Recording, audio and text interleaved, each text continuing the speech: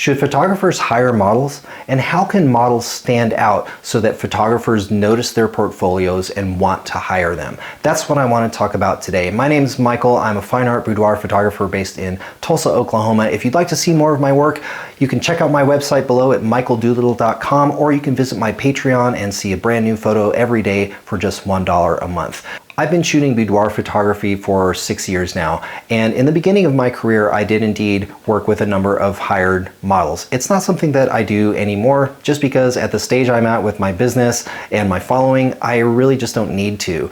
My photography is all about inclusivity, and so I don't really need someone with a particular look. I've been shooting long enough that I have a very large portfolio, and I have enough of a following that whenever I put out model calls, I usually get tons of inquiries, people wanting to shoot with me. So hiring a model isn't really something that I need to do, but I follow a lot of for-pay models on social media, and I see some things that make me raise some eyebrows. So if you're a model, I'm going to give you 3 pointers that can help you get noticed by photographers.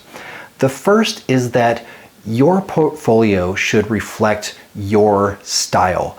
What is your brand? What makes you unique as a model? What look or style do you bring to all your photo shoots? See, sometimes I'll look at a model's portfolio and it's just kind of a hodgepodge of different styles.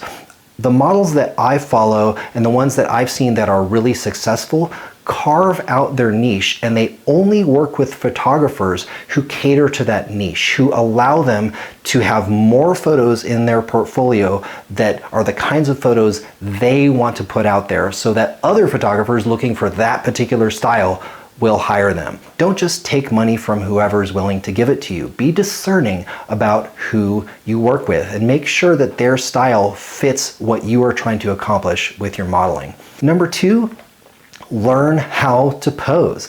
And this might sound a little obvious, but it's more than just hitting poses. It's also understanding a little bit about photography. Now, you don't have to be an expert in photography, but you do need to know some things about camera angles and lighting if you're going to make your posing really awesome. I was looking at a model's portfolio the other day, and she was posing on a bed, and the way she was posing, you know, she was doing like some of this stuff where the upper arm just completely disappears, and she was kneeling on the bed, so her lower legs disappeared, and then she was kind of turned to the side, so one arm was completely behind her, so she's kind of like this, and it made her other arm completely disappear from the photo. She literally looked like a quadruple amputee. It's important to understand not only your angle to the camera, but to understand how to pose in a way that is going to flatter your particular body type. It's not enough just to mimic poses from other models. You have to know what works for you. And when you step into a studio or in a natural light shoot, you should be able to look around and understand where the light is, where the shadows are, so that you can pose appropriately. There have been times where I've set up photos for a standing photo shoot. I'll put a spotlight right on their face. I might have like a beauty dish or something. And then the first thing the model does is crouch. And I kind of go, okay, I'm gonna have to have you stand here. We'll do the crouching stuff in a little bit. We'll lower all the lights down. But as a model, now that's something that if a client does it, it's not a big deal because clients don't know anything about posing. But if I were hiring a model and I see her do something like that, I kind of go, you should know, if you look at a softbox, you should know about the direction and the shape of light that's going to be created by that softbox. You should be able to look around and understand where the lights and shadows are so that you can create dynamic, effective posing. The third one is that you have to be professional. I've had mixed experiences in this regard. The first model that I ever hired, she's one I've worked with many times, she was fantastic.